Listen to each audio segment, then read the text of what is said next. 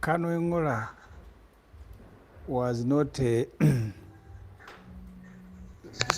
so he was in the public, but I think the public did not pay attention to his career. I think there are many people who are who now know him because of what has happened to him. Even at Parliament, he was not very aggressive, very assertive person. He was an MP for Yamna. Yeah, I think as a minister, he only appeared when he had matters relating to his ministry. But his days was very bad. At the beginning, I was one of those who had been convinced that maybe the bodyguard that shot him had been mistreated. Only to learn that actually this particular bodyguard had been with the minister for just 3 weeks. Barely a month.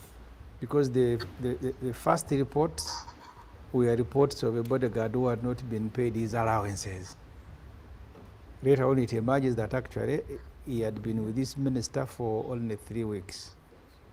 I really want to express my sympathy to his family.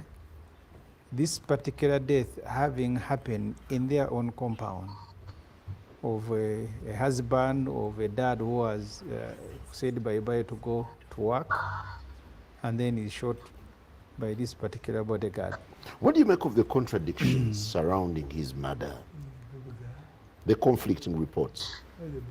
The reports I have read myself in the papers are coherent. I don't think they are conflicting. But there are answers, there are questions to answer.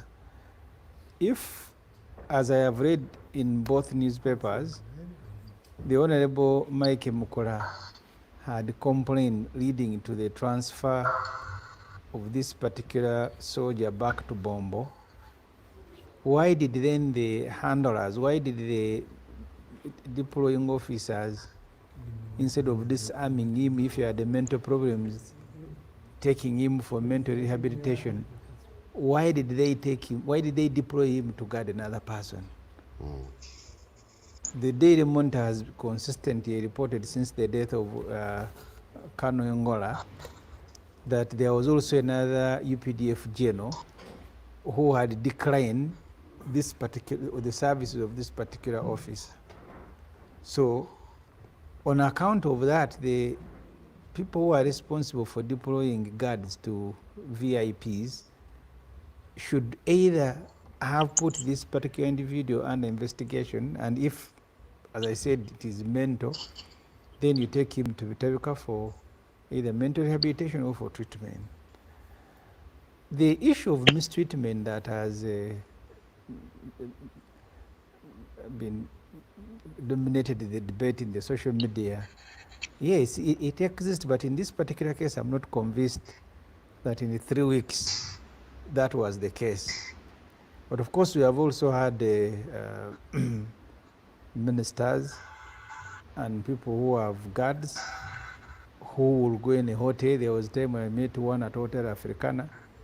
He came with all his guards. They parked outside, and I met him in a restaurant. We had lunch, then he went to join them. There is one, I was told, on his way to northern Uganda, they will park at one of those hotels along the way. He will have lunch, and then the journey will continue. Especially soldiers, people think soldiers are machines. So when they are serving you, so you have a machine at your disposal that should serve you. For you go to sleep, the man continues serving you. It may not be an issue in this matter, and I'm not saying it is an issue, but this particular case has also ignited that debate of how the VIPs treat people who serve them as guards.